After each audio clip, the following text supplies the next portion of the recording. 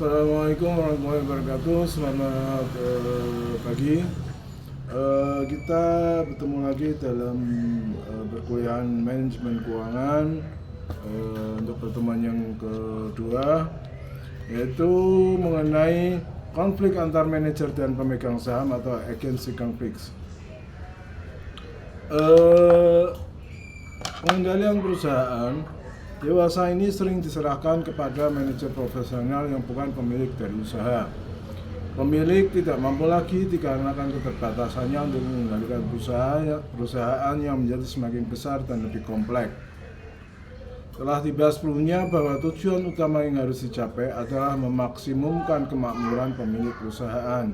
Dan demikian, manajemen dapat dipandang sebagai agen dari pemilik perusahaan yang mempekerjakan mereka, memberikan wewenang dan kekuasaan untuk mengambil keputusan yang terbaik dan menguntungkan pemilik perusahaan.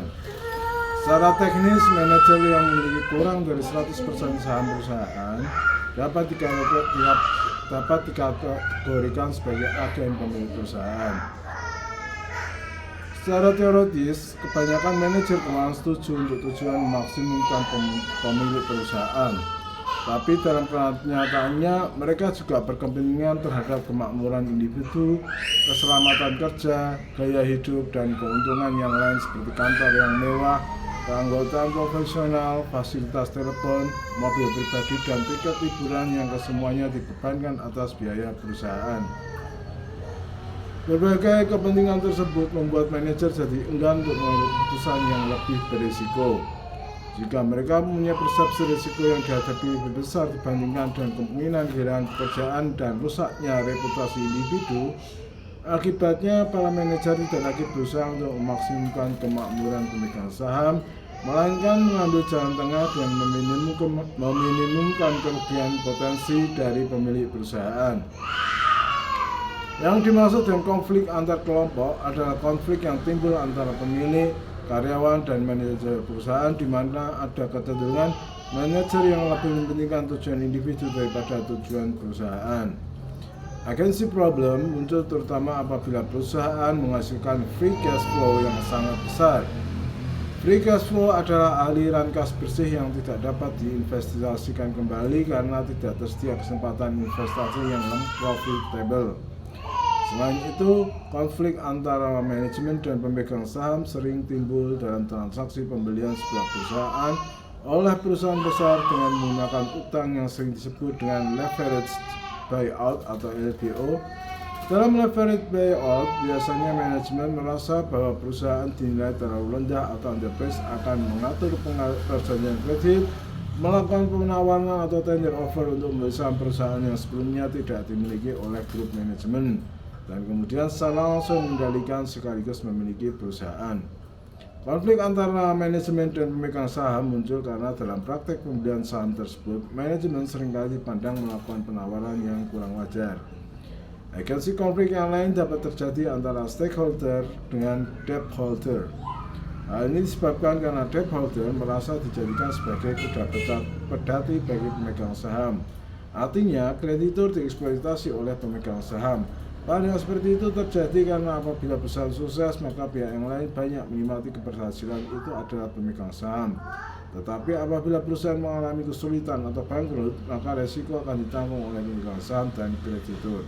Logika semacam ini juga dijelaskan bahwa apabila perusahaan mendapatkan kredit, maka tidak banyak pemegang saham membeli call option atau perusahaan.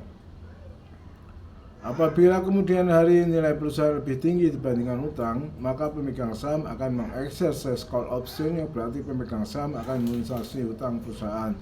Tapi apabila investasi yang dilakukan tidak berhasil dan mengakibatkan nilai perusahaan lebih kecil dibandingkan utang, maka pemegang saham tidak akan mengeksersis call option perusahaan tersebut. Pandangan semacam ini mengakibatkan terjadinya konflik antara pemegang saham dengan kreditur. Telah dijelaskan sebelumnya, agensi konflik dapat terjadi antara manajemen dengan pemegang saham. Seharusnya manajemen sebagai agen pemegang saham harus mengambil keputusan on the best of interest of stockholder. Tetapi dalam kenyataannya seringkali manajer karena kurangnya insentif yang diterima justru lebih mementingkan kepentingan sendiri. Oleh sebab itu, cara yang digunakan agar manajer selalu bertindak yang terbaik untuk kepentingan pemegang saham adalah dengan memberikan stock option. Manajer diberi hak untuk membeli saham perusahaan dengan jumlah tertentu dengan harga yang telah ditentukan. Dengan demikian, manajer akan berusaha selalu meningkatkan harga saham perusahaan, karena peningkatan harga saham berarti nilai stock option juga akan meningkat. Cara lain yang dapat digunakan adalah meminta pembagian dividen dalam jumlah yang besar sehingga tidak terdapat free cash flow. Apabila manajer memerlukan dana untuk investasi, maka manajer terpaksa harus mencari sumber dana eksternal. Apabila hal ini dilakukan secara periodik, maka secara tidak langsung pemegang saham menempatkan manajer di bawah pengawasan pihak eksternal. Dalam usaha meminimumkan agency problem, maka diperlukan biaya yang disebut dengan agency cost yang mencakup 1. Pengeluaran untuk monitoring seperti halnya biaya untuk pemeriksaan akuntansi dan prosedur pengendalian intern. Biaya tersebut harus dikeluarkan dengan meyakinkan bahwa manajemen bertindak atas dasar kepentingan terbaik bagi pemilik perusahaan. 2. Pengeluaran insentif sebagai kompensasi untuk manajemen atas prestasi yang konsisten memaksimumkan nilai perusahaan. Bentuk insentif yang umum adalah stock option, yaitu pemberian hak kepada manajemen untuk membeli saham perusahaan di masa yang akan datang dengan harga yang telah ditentukan. Bentuk kedua adalah performance shares, yaitu pemberian saham kepada manajemen atas pencapaian tingkat return tertentu. Pemberian insentif sering pula berupa pemberian cash bonus atau bonus cash yang dikaitkan dengan pencapaian tujuan tertentu. 3. Fidelity bond adalah kontrak perusahaan dengan pihak ketiga di mana pihak ketiga membanding company setuju untuk membayar perusahaan jika para manajer telah berbuat tidak jujur sehingga menimbulkan kerugian bagi perusahaan. Fidelity bonding mempunyai pengertian hampir sama dengan asuransi kerugian atas praktek yang tidak jujur. Yang 4. Golden parachute dan potion pill dapat digunakan untuk mengurangi konflik antara manajemen pemegang saham. Golden parachute adalah suatu kontrak antara manajemen dan pemegang saham yang menjamin bahwa akan mendapat kompensasi sejumlah tertentu apabila perusahaan dibeli oleh perusahaan lain atau terjadi pengendalian perusahaan. Dengan demikian, manajemen tidak perlu khawatir akan kehilangan pekerjaan.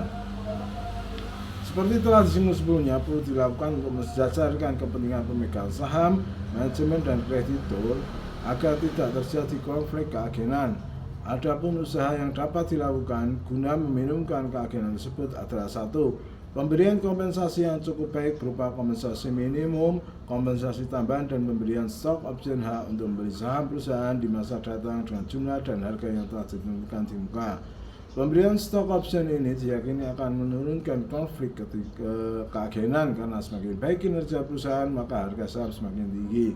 Hal ini tidak saja meningkatkan kemakmuran pemegang saham, tapi juga meningkatkan nilai opsi bagi manajemen. Intervensi langsung oleh para pemegang saham akhir-akhir ini kepemilikan atas saham terkonsentrasi di tangan para investor institusional.